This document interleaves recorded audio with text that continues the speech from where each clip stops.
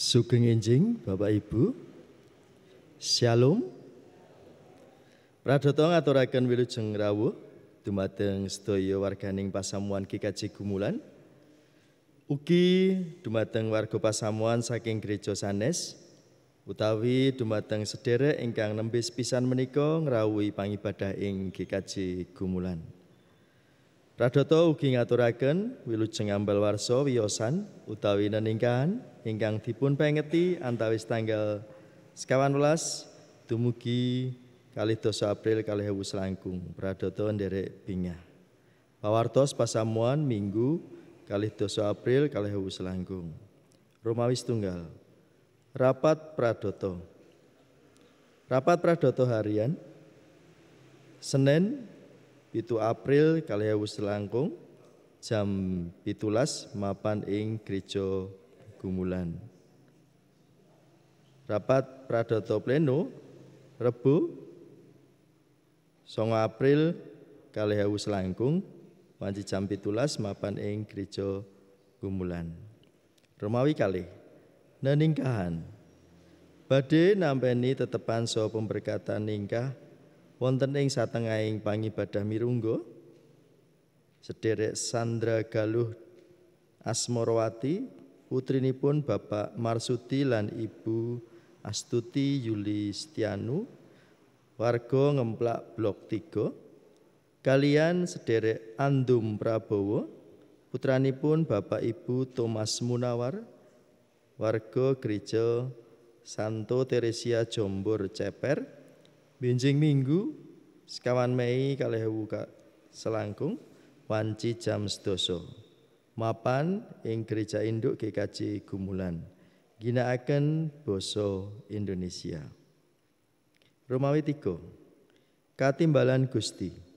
Sampun katimbalan Gusti Bapak Sudarto warga Perumahan Seragu Baru Blok Setunggal rikala dinten Kemis 17 April 2019 layon sampun kaseraken dinten Kemis 17 April 2019 pradata nderek bela sungkawa. Romawi sekawan pisungsung pangibadah.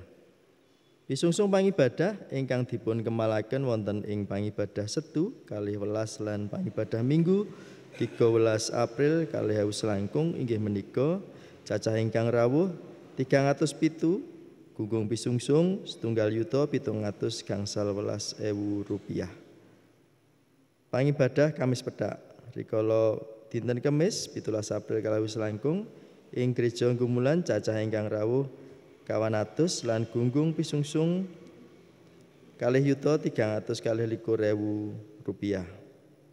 Pangibadah Jemuah Adi rikala dinten Jemuah 18 April 2019 ing Gereja Gumulan cacah ingkang rawuh 100 lan gunggung pisungsung 3.300.000 rupiah.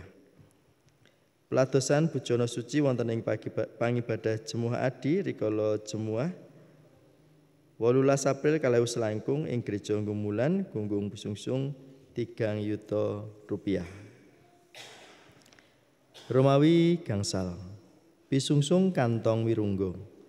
Pisungsung kantong wirungga minggu kaping kalih ingkang dipun kempalaken wonten ing pangibadah Setu 12 lan Minggu 13 April 2019 nggih menika pangibadah Setu sonten 12 April 2019 ing Gereja Gumulan gunggung pisungsung 200.000 rupiah. Minggu 13 April 2019 gunggung pisungsung 1.997.000 rupiah. Pisungsung sak jangkepipun saged dipun pirsani wonten ing papan pengumuman gereja. Romawi 6 pisungsung mirungga 1.200.000 rupiah saking salah setunggaling warga ingkang boten nyebataken asma saha alamatipun minangka atur panuwun syukur awit berkahipun Gusti kagem kabetahaning pasamuan. Kalih 1 yuta rupiah saking salah setunggaling brayat ing Bekasi mantan warga Blok Setunggal kagem pembangunan Pastori 2. Pradata ngaturaken agenging panuwun tumrap pisungsung mirungga menika. Makaten pawartos pasamuan dene ingkang badhe nuntun pangibadah ing wanci menika Penatua Riyanto Hadi ginakaken tata pangabekti minggu kaping 3. Pasamuan kaaturan jumeneng.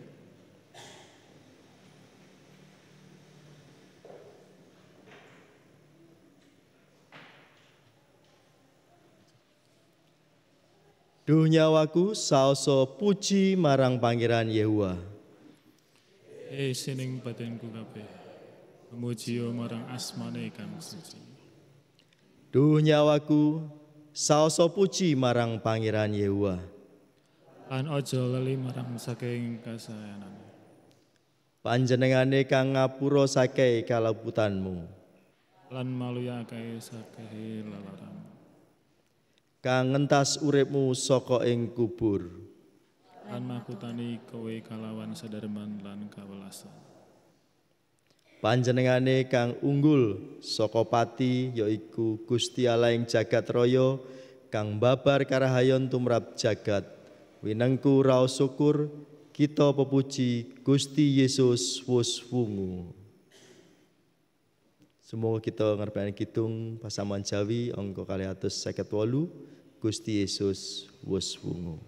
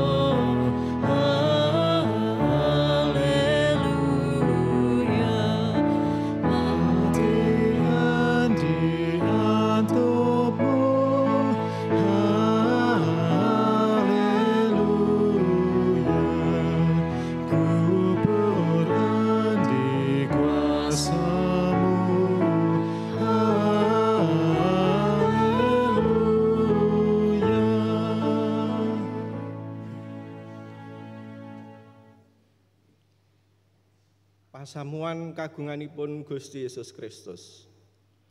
Pangibadah menika katindakaken wonten ing asmaning Allah Sang Rama, Sang Putra lan Sang Roh Suci. Amin.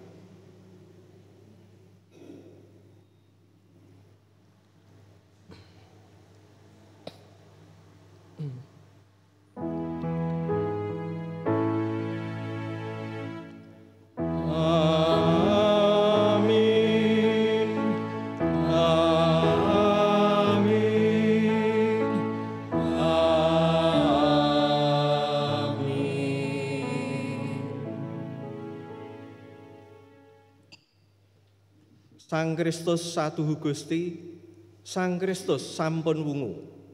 Panjenenganipun berkahi para sederek sedaya. Sanyata panjenenganipun sampun wungu. Sang Kristus ugi berkahi panjenengan. Menapa maknaning Paskah tumrap panjenengan? Kula lan kita sedaya.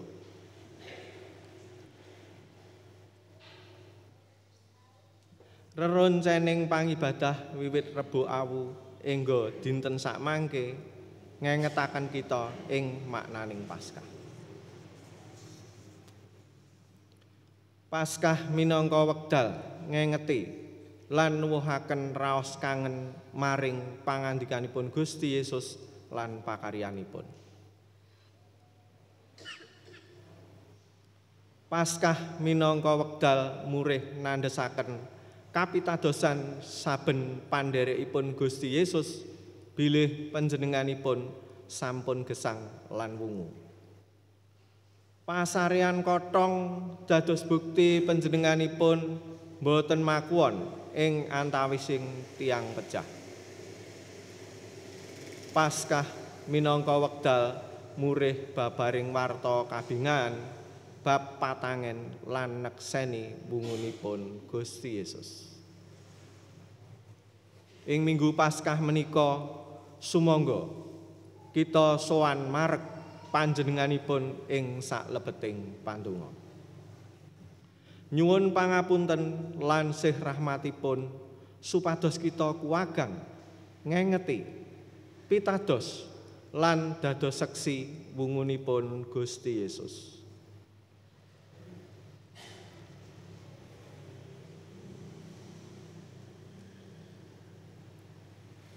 Pasamuan kagunganipun Gusti Yesus Kristus sumangga sesarengan kita ndedonga. Duhalah Rama kawula ing swarga. Pinuji asma paduka dening sedaya tiyang ing saklumahing bumi. Rama kawula ing swarga, kawula kepareng sowaning ngarsa paduka ing salebeting pandonga. Kawula nyuwun Tuhan kepareng ngapunteni sedaya dosa lan kalepatan kawula ingkang kawula tindakaken ngantos ing wekdal menika, ingkang kasengaja menapa mboten. Kawula pitados Tuhan Maha Mirah, kawula nyuwun Tuhan kepareng ngapunteni dosa lan kalepatan kawula. Langkung saking menika kawula nyuwun Tuhan kepareng tansah nyarengi ngamping-ampingi gesang kawula saengga kawula saged gesang miturut ing karsa paduka. Kawula boten mangsuli kalepatan lan dosa kawula malih. Pandonga menika kelampanipun kawula suwun atas asmanipun Gusti Yesus Kristus juru wilujeng kawula ingkang gesang. Amin. Sumangga sesarengan kita ngluhuraken asmanipun Gusti kanthi repening kidung pasamuan Jawi angka 267 padha sepisan lan 3. Pamarta kula agesang.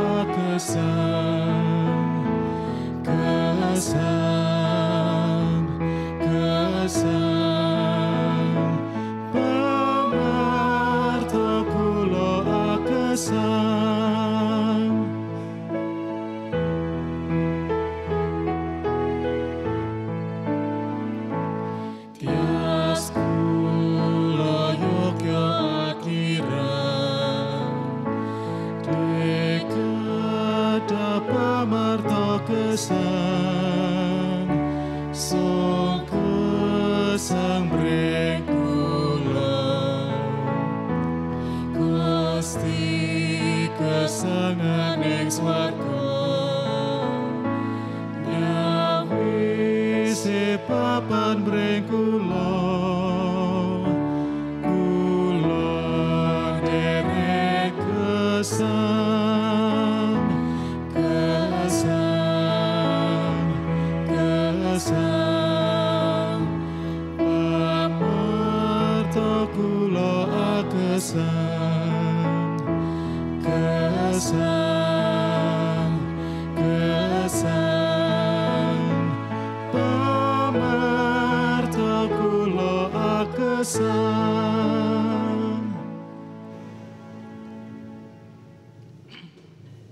pasamuan kagunganipun Gusti Yesus Kristus sumangga sesarengan kita nampeni pawartosih rahmat.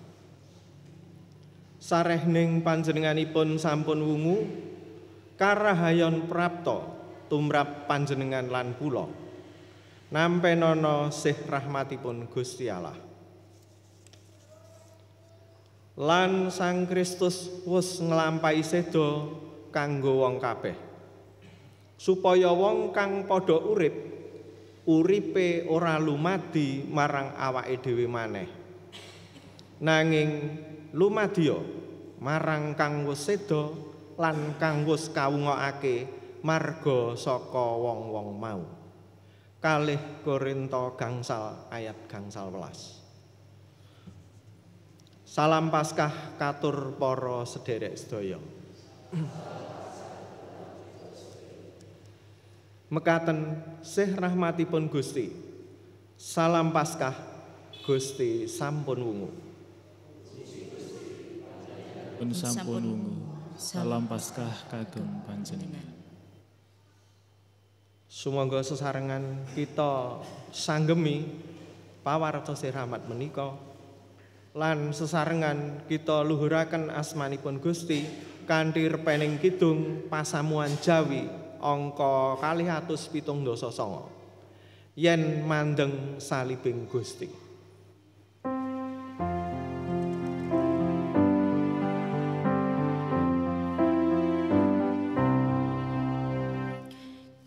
Gusti sedo nebus dosa dapat piti yang sadonyo sestu itu merapka hawula raosaken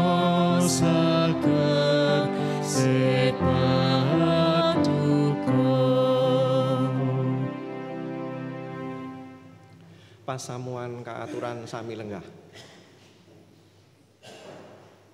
Sumangga sesarengan kita lumebet wonten ing pandonga epiklese. Duh Gusti, duh Rama kawula ingkang kepareng kawula sembah wonten ing pakaryanipun Gusti Yesus Kristus. Enjing menika kawula kepareng sowan wonten ing saklebeting pandonga. Kawula matur nuwun Gusti kepareng ngempalaken kawula wonten ing gereja menika. Kawula badhe mirengaken lan gatosaken sabda pangandika paduka ingkang badhe dipun waosaken sederek-sederek kawula. Kawula nyuwun Tuhan kepareng nganti kawula sarana roh Tuhan ingkang suci mbikak manah kawula sehingga kawula saged mangertos liding sabda pangandika paduka. Duh Rama kawula ing swarga, kawula nyuwun Tuhan kepareng nyingetaken wedana paduka dhateng kawula supados Tuhan boten mirsani sepinten agenging dosa kawula sehingga kawula saged nampeni sabda pangandika paduka kanthi sembada miturut ing karsa paduka. Doalah Rama kawula ing swarga, kawula nyuwun Tuhan nganti sederek-sederek kawula ingkang badhe maosaken sabda pangandika paduka, Tuhan kepareng nganti saengga roh Tuhan ingkang kepareng nuntun lan nyarengi sederek kawula anggenipun maos menika kanthi leres miturut ing dawuh pangandika paduka. Pandonga menika kawula suwun atas asmanipun Gusti Yesus Kristus juru wilujeng kawula. Amin.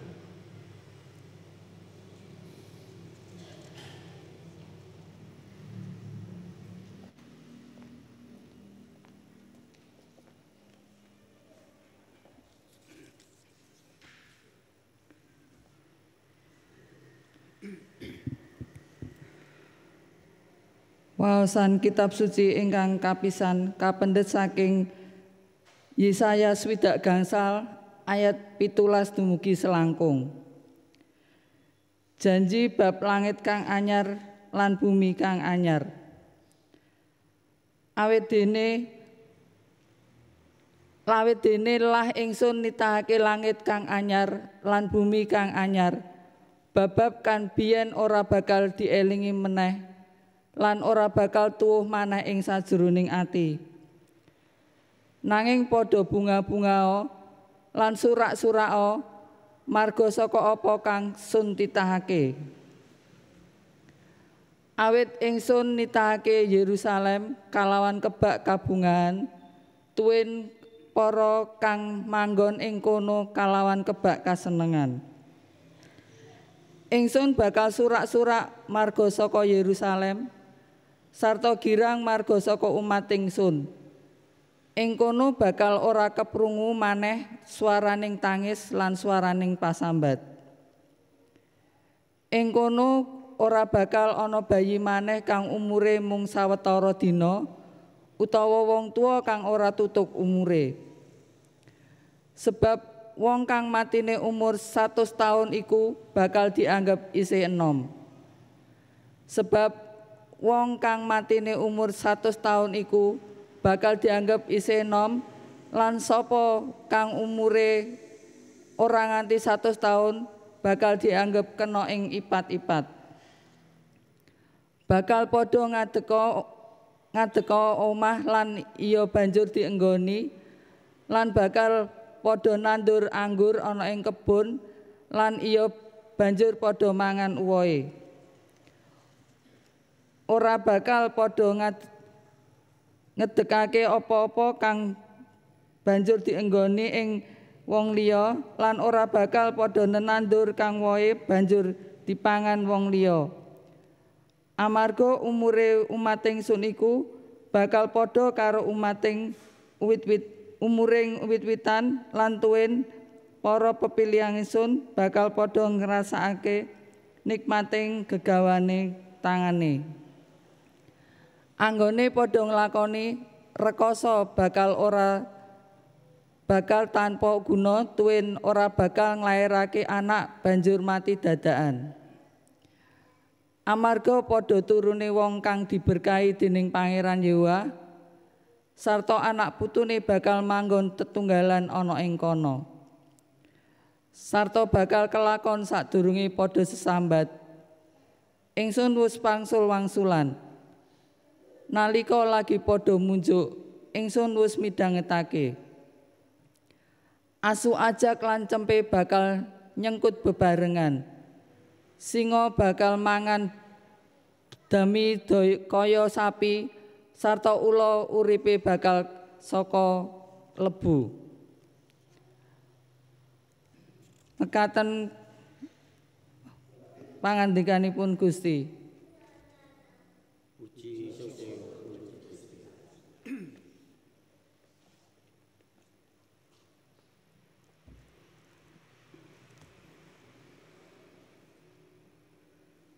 Pasamuhan ingkang kinasih, sumangga kita tanggepi sabdanipun Gusti saking kitab Yesaya 60 ayat 17 dumugi selangkung kala wau kanthi maos secara sesautan saking Jabur 118 ayat 1 dumugi kalih kalajengaken ayat 12 perangan wingking dumugi ayat 21.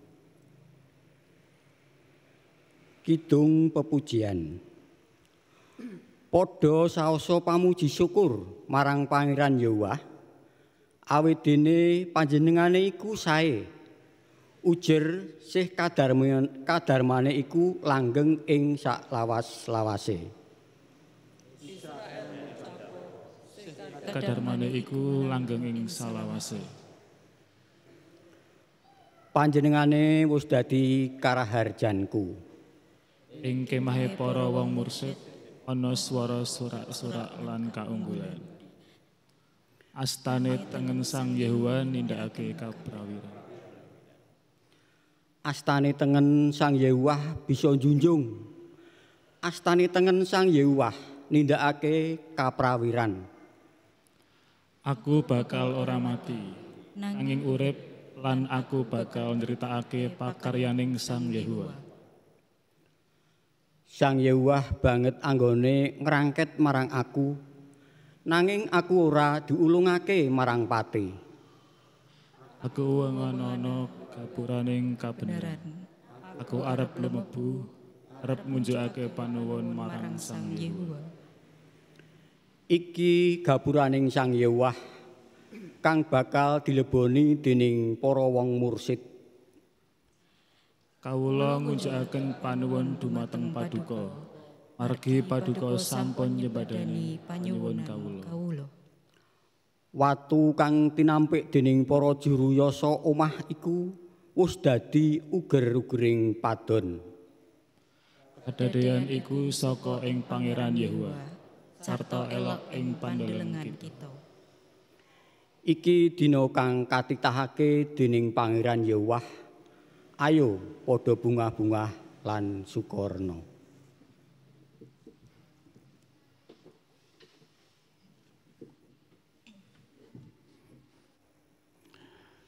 Waosan ingkang kaping kalih kapendhet saking lelakone para rasul bab 11 ayat 3 sekawan dumugi 3. Rasul Petrus banjur medhar pangandika mengkene. Kula sampun saestu mangertos bilih Gusti Allah boten beda-bedakaken tiyang. Saben tiyang ingkang kagolong bangsa menapa kemawon ingkang ngabekti dhateng Pangeran saha ingkang nindakaken kaleresan menika ndadosaken ing keparengipun Gusti Allah. Pangandika ingkang supados kadhawuhaken dhateng tiang-tiang Israel inggih menika pangandika ingkang martosaken bab tentrem rahayu dening Gusti Yesus Kristus ingkang jumeneng dados Gustinipun sedaya tiyang.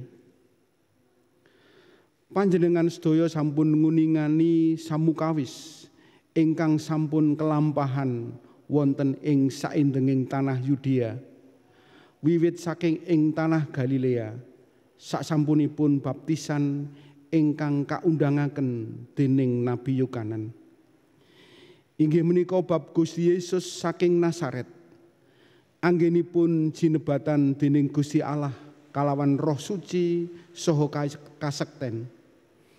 Panjenenganipun ingkang tindak mider-mider kalayan nindakaken kasaenan sarta nyarasaken sedaya tiyang ingkang kawasesa dening iblis. Amargi Gusti Allah nunggil kalayan panjenenganipun.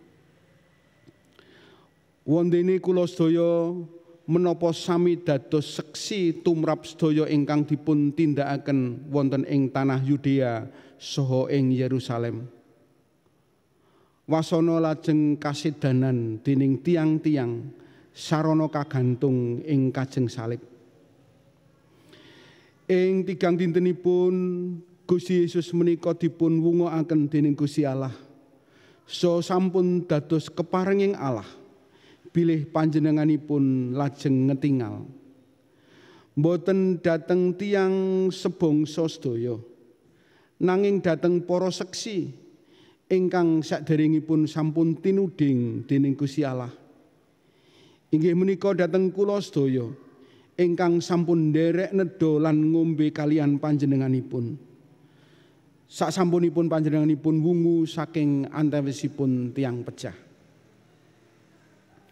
Menapa dene panjenenganipun sampun paring bebahan dhateng kula sedaya, martosaken dhateng sak bangsa sedaya, saha dados paseksi bilih inggih panjenenganipun menika ingkang pinasti dening Gusti Allah, dados hakim tumrap tiyang ingkang gesang saha ingkang pejah. Inggih panjenenganipun menika ingkang dipun sekseni para nabi sedaya. Bilih sinten ingkang pitados dhateng panjenenganipun badhe tampi pangapuntening dosa margi saking asmanipun. Mekaten pangandikanipun Gusti. Puji syukur kunjuk Gusti Allah.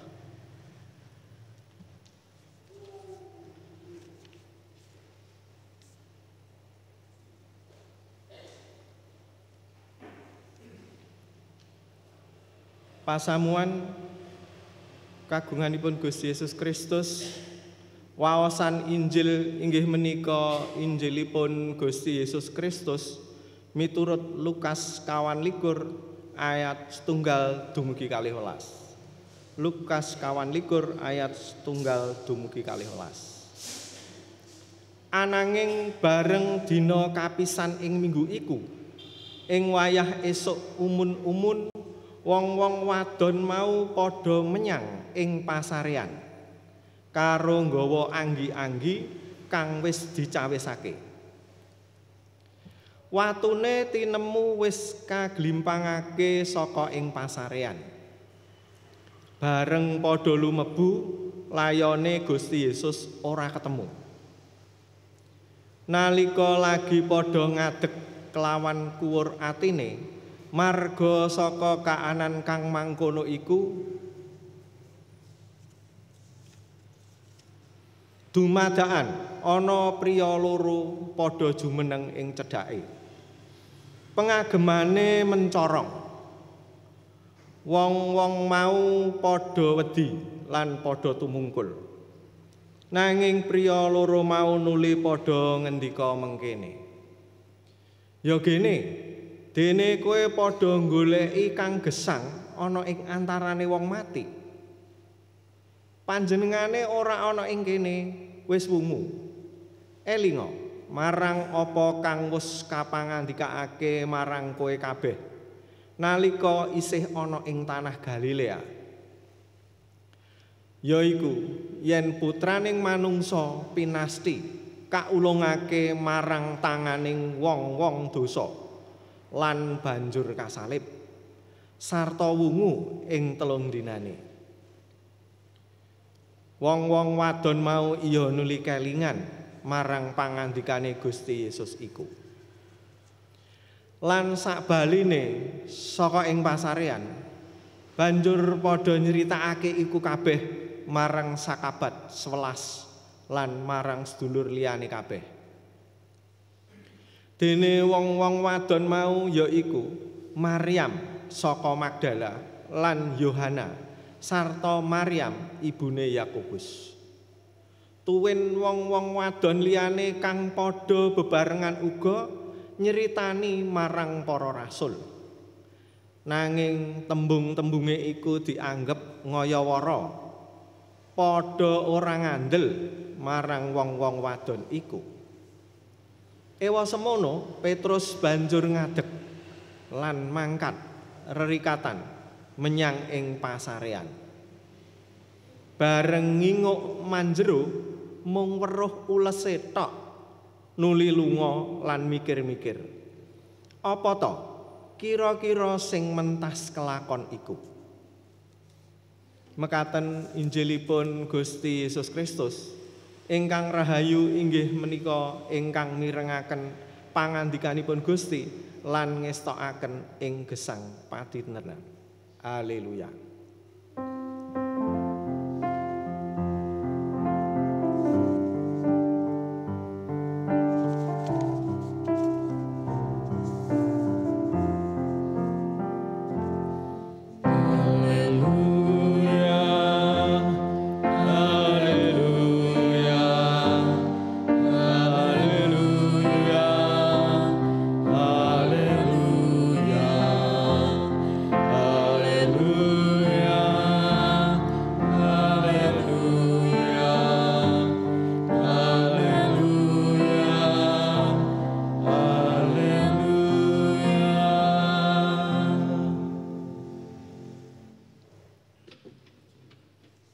Pasamuan lan para sedherek sedaya kagunganipun Gusti Yesus sugeng Paskah.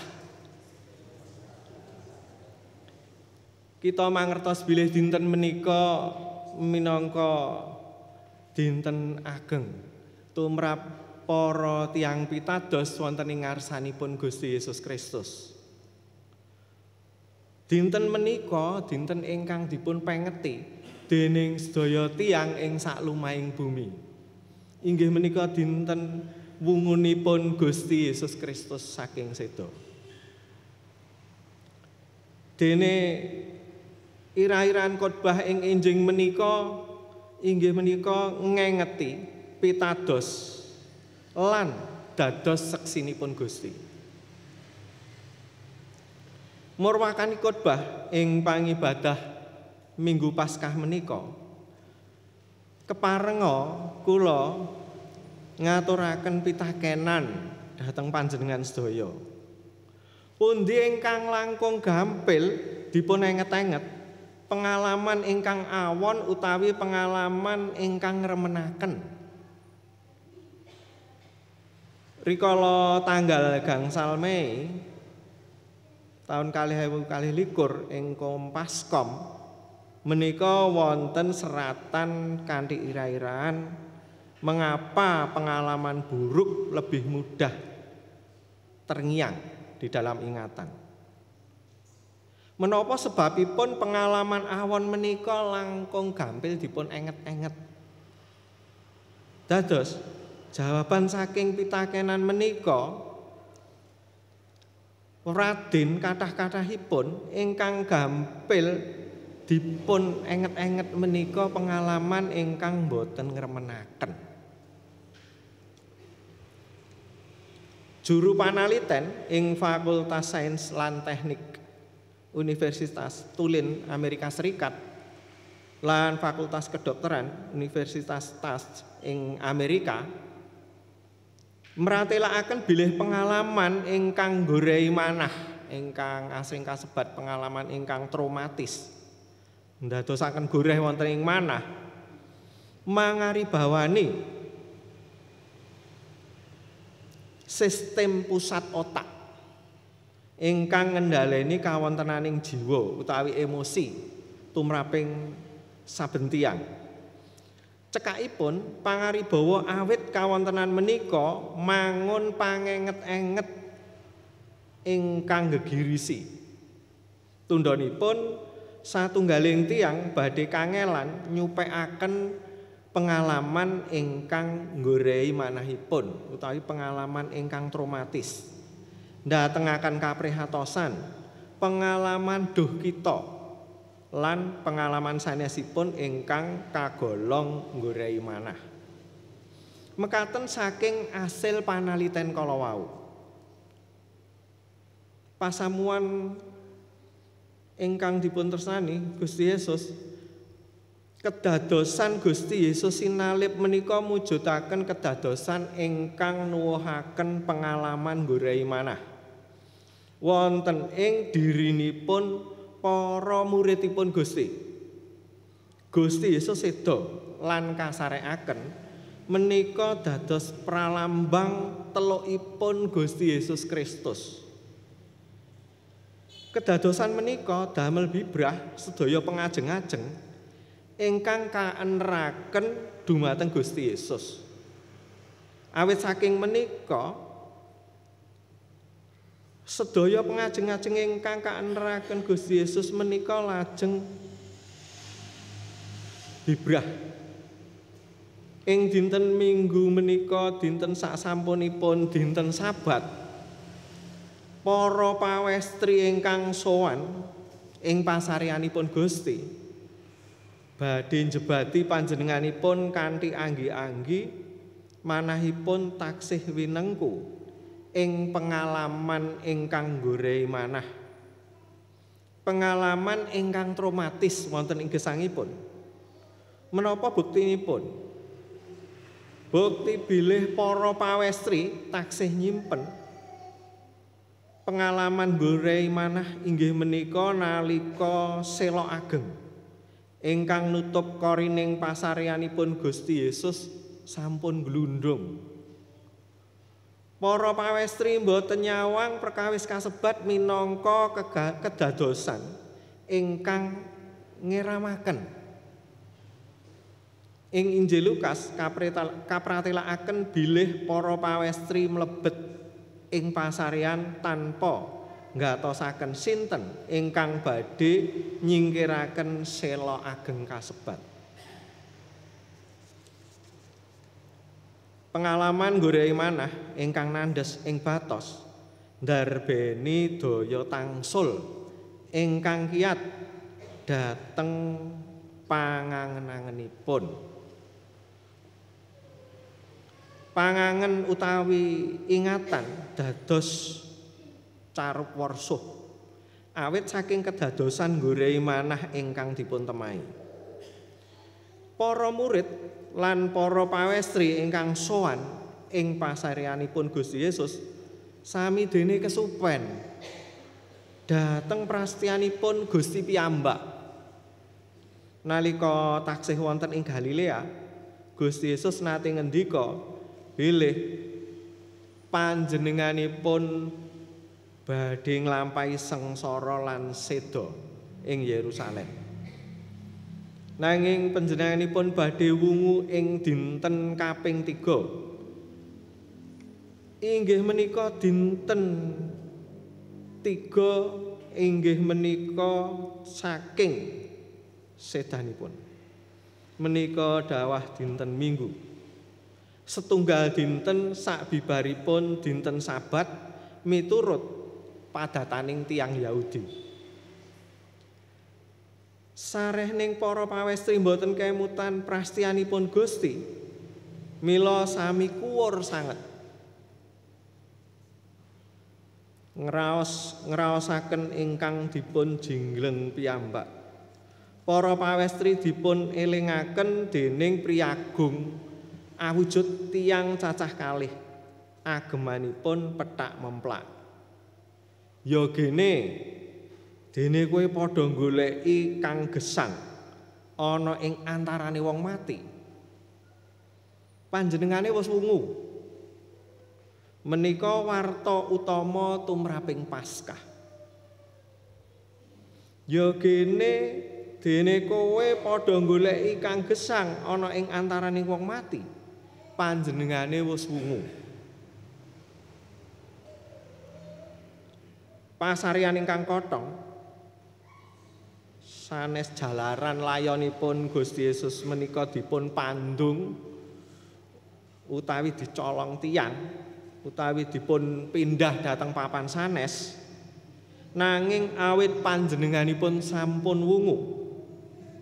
Jalaran panjenenganipun wungu, panjenenganipun boten wonten ing pasarean malih. Boten sumare ing antawisipun tiyang pejah. Menawi panjenenganipun wonten ing pasarean, menika ateges panjenenganipun sampun wungu. Pameleh dening priyagung cacah kalih ingkang agemanipun mencorong menika ugi dados warta adi wungunipun Gusti Yesus Kristus saking seda. Pasarean ingkang sampun kothong ngemu makna ingkang wigati sanget ngantos kagatosaken estu dening panyerat Injil Lukas. Murih martosaken wungunipun Gusti Yesus ingkang ugi dados wunguning sariranipun. Perkawis kasebat ingkang dados tetales utawi dados dasar kapitadosanipun para murid gayut wungunipun Gusti Yesus ingkang saklajengipun kawartosaken dening para murid dhateng tiyang sanes. Ing wusananipun kita mangertosi bilih pratelanipun para pawestri menika leres. Gusti Yesus saestu sampun wungu. Gusti Yesus piyambak ingkang saklajengipun rawuh ngetingalaken dirinipun dhateng para murid. Rawuh ngatingalaken dhateng para sekabat, dhateng para sederek-sederek. Rawuhipun Gusti Yesus ngetingalaken dhateng para sederek lan para muridipun menika neguhaken bilih paseksinipun para pawestri menika leres. Pasamuan lan para sederek ingkang dipun tresnani dening Gusti Yesus Kristus. Pasarian ingkang sampun kothong mujudaken setunggaling kasunyatan. Bilih Gusti Yesus sampun wungu. Para pawestri lajeng enget-enget ingkang kamangindikaaken dening Gusti Yesus. Nalika taksih sesarengan ing Galilea, para pawestri mawas kanthi kapitadosanipun. Anggenipun mangun kapitadosan, ndalari para pawestri ngenget-enget prastianipun Gusti Yesus lan saklajengipun martosaken bab wungunipun Gusti Yesus Kristus. Tumrap Petrus lan para sekabat sanesipun dereng nggadahi pamawas ingkang kados dene para pawestri kasebat.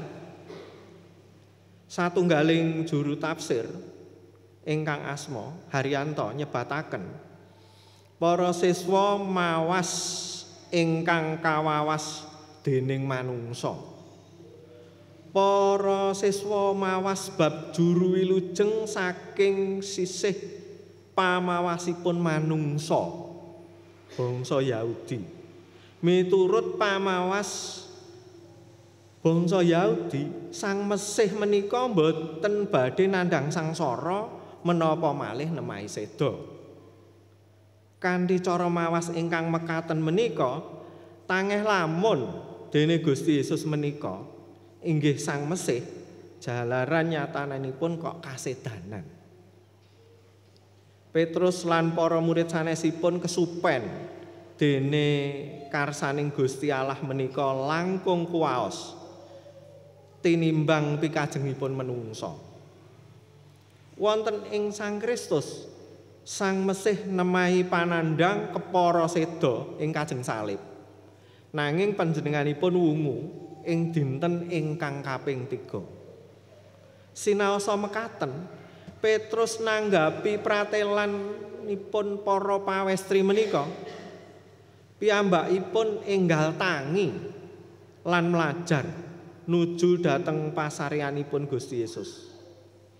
Nalika piyambakipun nginguk nglebet pasarean ingkang sampun kothong, piyambakipun namung suka pitaken ing manahipun.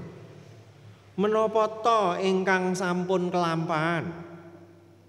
Petrus dados wakiling para siswa, para muridipun Gusti ingkang saben dinten watawis 3 taun sesarengan kalian Gusti Yesus, kepara boten lajeng saged mangertos ingkang nembe kelampahan nalika manggihaken pasaryanipun Gusti sampun kothong. Piyambakipun boten enggal kemutan prastianipun Gusti Yesus gegayutan seda lan mungunipun ing dinten ingkang kaping 3 menika. Pasamuan kagunganipun Gusti Yesus Kristus ingkang kula tresnani. Menapa Petrus lajeng winengku ing pengalaman ingkang gorehaken manah satemah boten enggal kemutan prastianipun Gusti. Pangangenanganipun Petrus kapulihaken. Wonten maneka warni kedadosan ingkang dipun tingali lan dipun temahi dening Petrus satemah piyambakipun pitados bilih Gusti Yesus sampun wungu saking antawisipun tiyang pejah. Pramila ing kitab Lelakone Para Rasul bab 11 ayat 3 sekawan ngantos 3 nyariosaken paseksining Petrus ing ngajengipun tiyang kathah. Magepokan Sang Kristus ingkang sampun wungu menika wujuding Gusti Allah ingkang nresnani sedaya menungsa. Kanthi kekendelanipun Petrus martosaken bab pakaryanipun Gusti Yesus dhateng Kornelius lan brayatipun. Kornelius sabrayat pancen sanes tiyang saking suku bangsa Yahudi. Nanging menika boten ngalang-alangi Petrus anggenipun neksekaken sedaya pakaryanipun Gusti Yesus Kristus. Kepara tanpa mangu-mangu, Petrus neksekaken kados pundi anggenipun Gusti Yesus Kristus ing dinten kaping 3 saking sedanipun sampun kawungokaken dening Gusti Allah.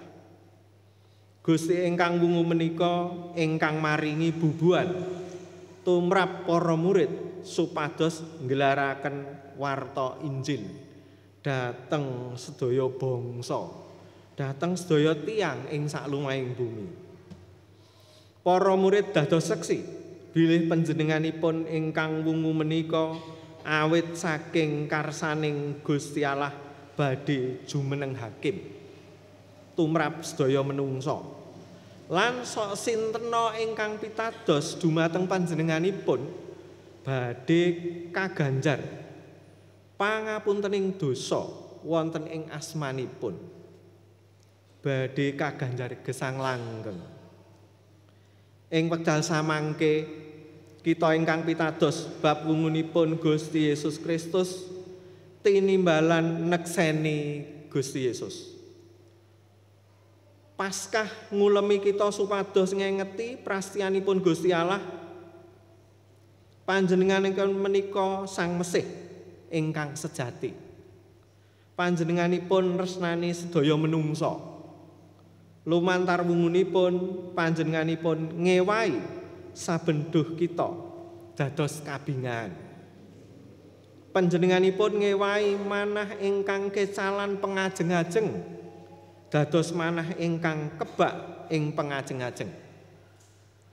Saben pribadi ingkang ngraosaken wungunipun lan pitados dhateng panjenenganipun sampun ngantos wigah-wigih, sampun ngantos ajrih, sampun ngantos wasumelang nggelar paseksi.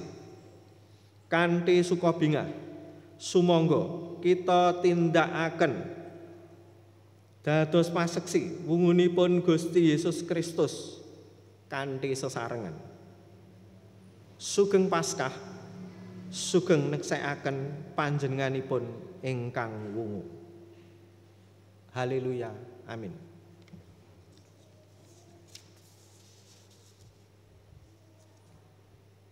Pasamuan sumangga kita sami lumebet wonten ing wekdal ening sawetawis.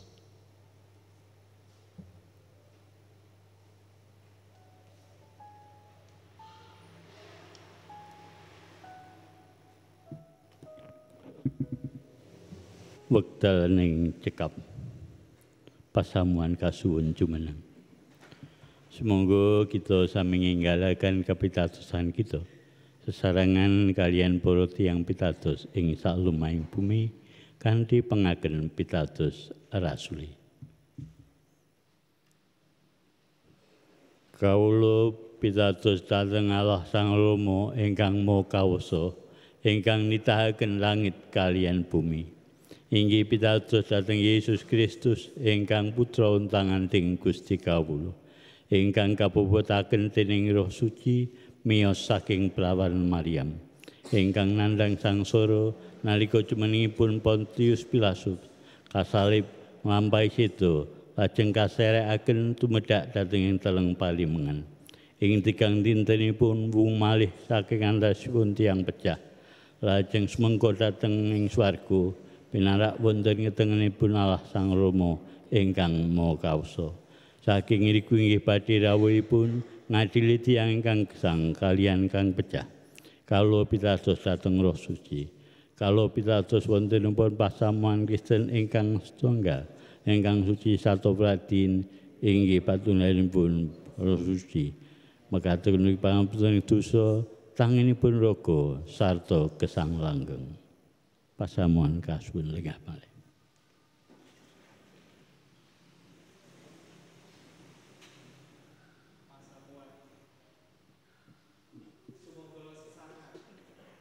kita sowan wonten ing ngarsanipun Gusti kanthi pandonga syafaat. Ing saklebeting manah samiya musik mekaten. Duh Gusti, Allah Rama kawula ing swarga. Kaluhurna asma paduka. Gusti ingkang kepareng kawula tepang wonten ing pakaryanipun Gusti Yesus Kristus. Rama kawula ing swarga. Ing wanci-enjing menika kawula pasamuan kagungan paduka kepareng sami sowan sujud jengking wonten ing ngarsa paduka. Matur nuwun Duh Gusti dene Tuhan kepareng berkahi kawula ngantos wekdal menika kanthi kacekapan. Matur nuwun Duh Gusti dene Tuhan kepareng nyarengi gesang kawula ing saben dinten ngantos dumugi wekdal menika kanthi bagas kasarasan, kanthi kawontenan ingkang rahayu. Rama kawula ing swarga, matur nuwun dene Tuhan sampun kepareng gesang wonten ing satengah lampahing gesang kawula. Tuhan sampun kepareng wungu saking sedo. Rama ing swarga, ing dinten Paskah menika kawula ngrumaosi bilih Tuhan kepareng ngurbanaken sarira kangge nebus kawula lan milujengaken kawula saking dosa. Duh Allah Rama kawula ing swarga. Ing wanci-enjing menika kawula nyuwun Tuhan kepareng tansah ngengetaken kawula kanthi roh Tuhan ingkang suci.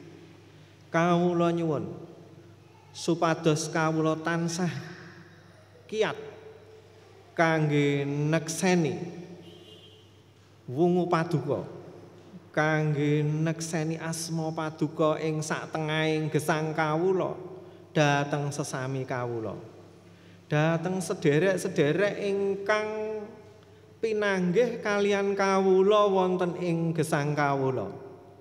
Kawula nyuwun kanthi roh Tuhan ingkang suci, Tuhan kepareng dadosaken kawula seksi paduka ing satengahing donya menika. Rama kawula ing swarga, ing wekdal menika kawula ugi kepareng ngengeti nyenyuwun wonten ing ngarsa paduka. Tumrap sederek-sederek kawula ingkang mliginipun nandhang sakit. Inggih menika Bapak Temon Kristanto, anak Olivia Krista Avariela, Ibu Yoso Sudarmo, Bapak Slamet Krisnadi, Ibu Budi Santoso, Bapak Jarot Joko Santoso. Lan sederek-sederek kawula sanesipun ingkang boten saged kawula sebat setunggal mbaka setunggal. Kawula nyuwun wonten ing ngarsa paduka Gusti kepareng paring kasarasan. Kawula saestu ngantu-antu berkah paduka. Tumrap kasarasan sederek-sederek kawula ingkang ing wekdal menika taksih nandhang sakit lan ing saklebeting kawontenan pemulihan tumrap sesakitipun. Kawula ndongaaken tumrap obat ingkang dipun unjuk lan para juru rawat, para dokter ingkang gulawentah. Tuhan kepareng berkahi saengga menapa ingkang dipun tindakaken ndatengaken kasarasan lan namung condong ing karsa paduka. Dualah Rama kawula ing swarga, mekaten ugi kawula ndongaaken tumrap warganing pasamuan ingkang ing wekdal menika nembe nandhang kamomotan ingkang karaos awrat wonten ing gesangipun. Kawula nyuwun Tuhan kepareng paring pangluaran. Kawula pitados Gusti tuing pangluaran. Dualah Rama kawula ing swarga, kawula ndongaaken tumrap para lare, para muda ingkang ing wekdal menika nembe ngangsu kawruh wonten ing bangku pawiyatan. Tuhan kepareng berkahi. Tumrap para muda ingkang ing wekdal menika sampun dumugi titi wancinipun pados jodho, kawula nyuwun Gusti kepareng paring jodho ingkang sembodo miturut ing karsa paduka. Ingkang badhe pados pedamelan, kawula nyuwun Gusti kepareng nedahaken lan maringi pedamelan ingkang cundhuk kalian kesagetanipun. Rama kawula ing swarga dumateng para tiyang sepuh, kawula ndongaaken Tuhan kepareng berkahi menapa ingkang dipun tindakaken ing pakaryanipun saengga saged murakabi tumrap gesanging brayat. Langkung saking menika Tuhan kepareng maringi kekiatan kangge nggula wentah para putranipun. Mugi para putra menika saged miturut ing dawuh pangandika paduka. Tumrap para tiyang sepuh ingkang sampun jompo, ingkang adiyuswa, kawula nyuwun wonten ing ngarsa paduka Tuhan kepareng paring kasarasan, paring kekiatan tumrap raganipun, mliginipun para tiyang sepuh ingkang tansah pitados wonten ing ngarsa paduka, kawula nyuwun ugi tansah ngiyataken kapitadosanipun. Rama kawula ing swarga, kawula ndongaaken dumateng pradataning pasamuan Ibu pamulang kawula, Tuhan berkahi. Komisi-komisi lan panitia-panitia ing gereja menika Tuhan kepareng berkahi saengga menapa ingkang dipun rancang lan badhe dipun tindakaken namung mituruta ing karsa paduka. Ing tundhanipun saged murakapi tumrap gesanging pasamuan kagungan paduka wonten ing gereja menika. Rama kawula ing swarga, kawula ndongaaken kangge bangsa lan negari kawula. Ing kawontenan ing sakmenika kawula nyuwun wonten ing ngarsa paduka, Tuhan kepareng nyarengi para pemimpin bangsa kawula saking pusat dumugi daerah. Kawula nyuwun Tuhan berkahi. Kawula nyuwun pangapunten tumrap dosa-dosa ingkang dipun tindakaken. Doalah Rama kawula ing swarga, menapa ingkang dipun rancang dening pimpinan bangsa kawula Tuhan berkahi saengga saged ndayani lan murakapi tumrap gesanging bangsa Indonesia menika. Duh Allah Rama kawula ing swarga, menawi anggen kawula ndedonga lan nyuwun wonten ing ngarsa paduka sumelip dosa, kathah dosa lan kalepatan, kawula nyuwun pangapunten. Menapa ingkang dereng kawula suwun, kamangka menika migunani tumrap gesang kawula Gusti kepareng maringaken.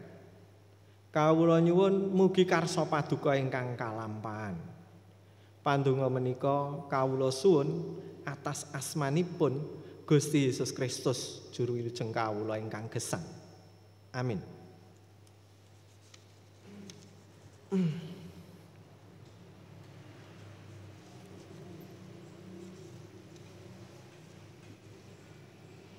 Bapak Ibu ingkang kinasihaning Gusti Yesus Kristus, sampun kathah berkah ingkang kita tampeni, kita rasaken wonten ing sauruting gesang kita. Pramila ing enjang menika kita badhe ngaturaken panuwun mawi ngaturaken pisungsung. Lan kangge tetales anggen kita ngaturaken pisungsung, kita sarengan migatosaken sabdanipun Gusti wonten ing Rom 11 ayat 36 ingkang mekaten. Wonten ing dinten mahargya wungunipun Gusti Yesus, sumangga kita ngaturaken pisungsung minangka saos syukur tumrap pakaryanipun panebusing Gusti.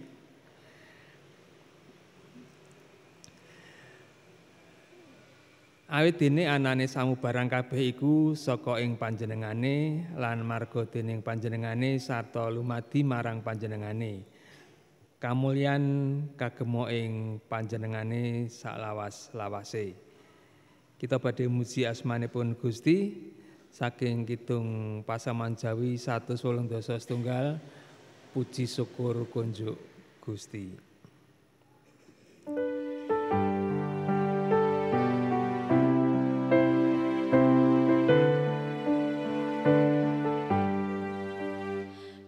Puji syukur kunjuk Gusti wit rahmat paduka datang kendat pangasihi jinaning kawasan to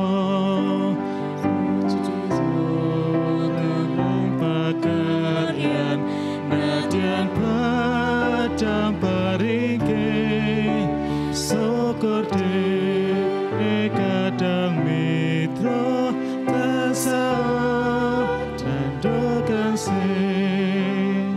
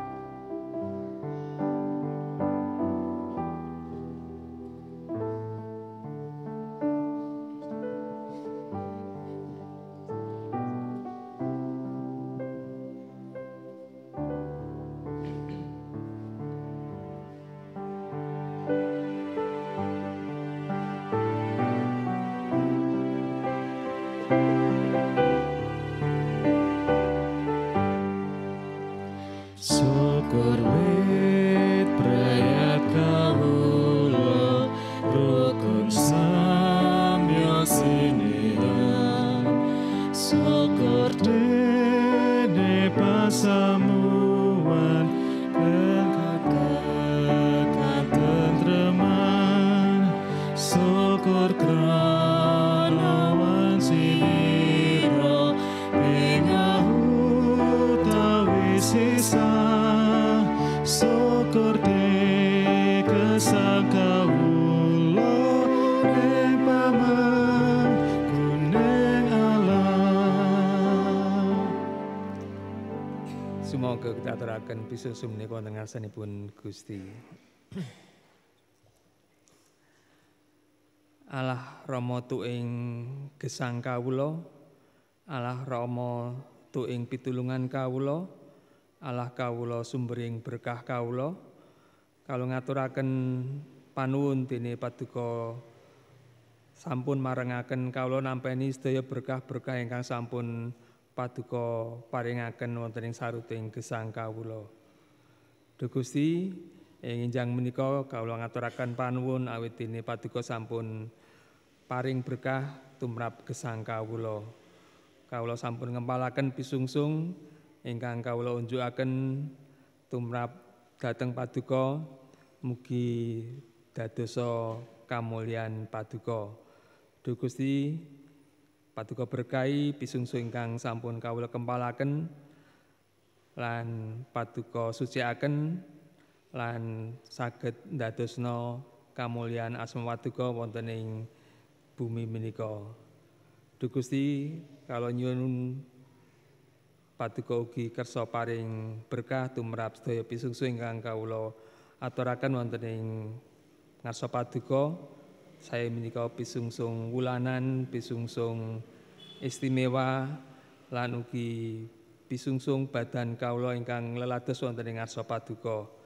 Mugi sedaya menika saged ndadosaken kamulyaning asma paduka. Duh Gusti ing wekdal menika kawula ugi ndongaaken tumrap sedherek kawula ingkang mranata ingkang ngatur anggenipun ginakaken pisungsung menika. Paduka piyambak ingkang kersa paring berkah, paring kegiatan lan paring kawicaksanan anggenipun mranata ginanipun pisungsung menika. Keluarganipun ugi tansah paduka ropi berkah ingkang saking paduka. Duh Gusti kawula ngaturaken panuwun ugi ing wanci menika kawula mengeti Paskah wungu paduka. Kawula ngaturaken panuwun paduka kersa paring pakapunten awit pangorbanan paduka menika. Lan kawula ugi ngaturaken panuwun awit paduka sampun kersa paring wepucal bab ndedonga ingkang sampun paduka paringaken, ingkang kawula unjukaken mekaten. Duh Rama kawula ing wonten ing swarga, asma paduka mugi kasucikaken, kraton paduka mugi rawuh, karsa paduka kelampahan wonten ing bumi kados dene wonten ing swarga. Kawula mugi kaparingaken rezeki kawula sak cekapipun ing dinten menika. Paduka mugi ngapunten kalepatan kawula kados dene kawula mugi ngapunten ing tetiang ingkang kalepatan dhateng kawula. Menapa dene kawula mugi sampun ngantos katandukaken dening panggoda angin sami paduka uwalaken saking piyawon. Dene paduka ingkang kagungan kraton sawisesa tuwin kamulyan salami-laminipun. Amin. Amin.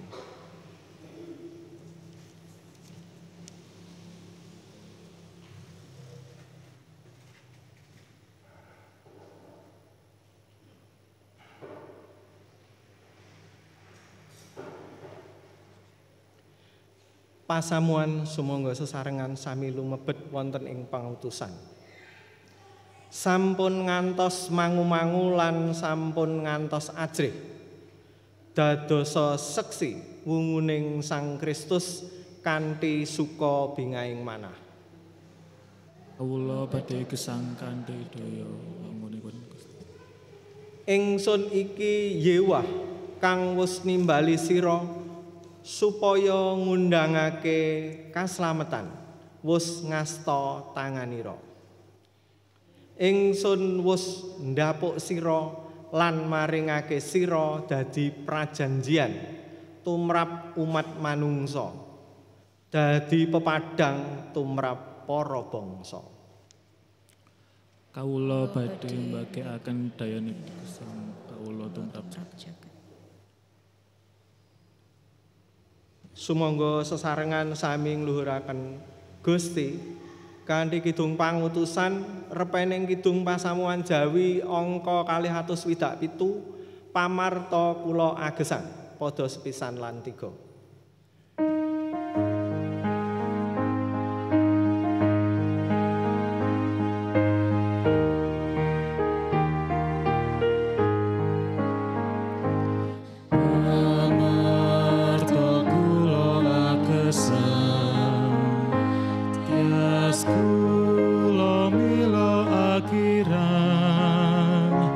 Kang sinalip kesang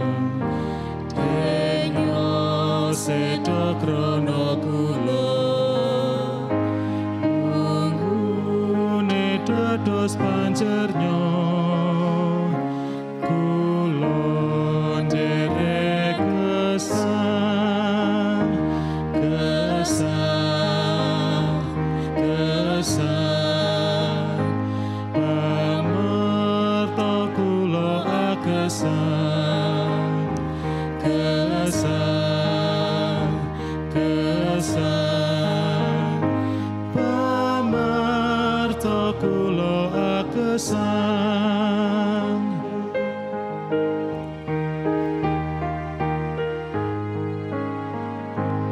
Tias kula Yogya akhiran, dekat pamarta gesang, song gesang mring kula.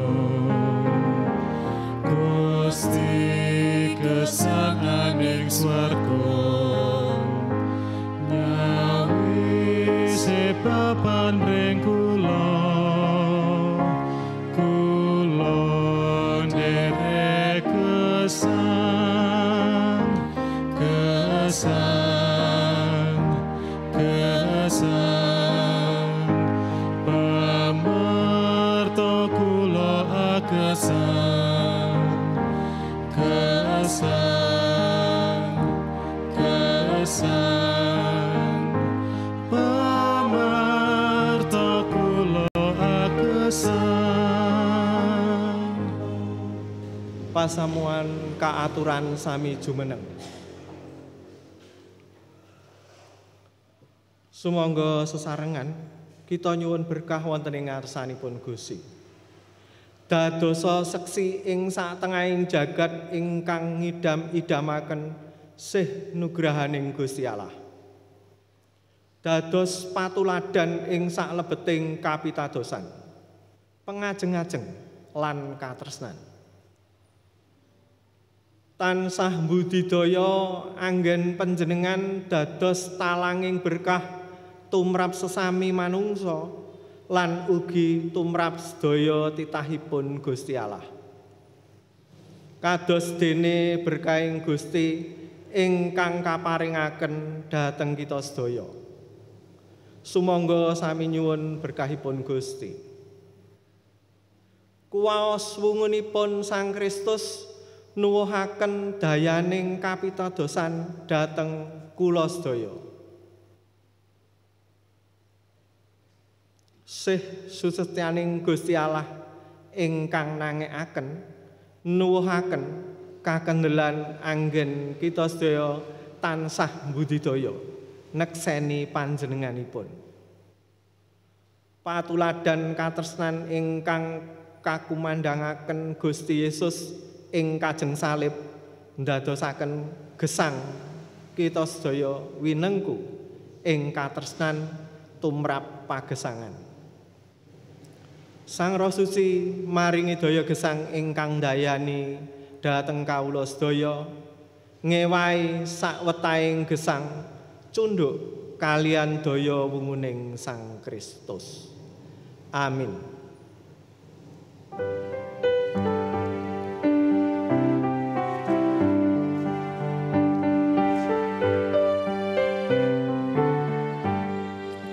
Gusti adawa yen kita sami kinen kadhalilin kang amadangi supaya saben wong padang ing ati ngurake yang suci.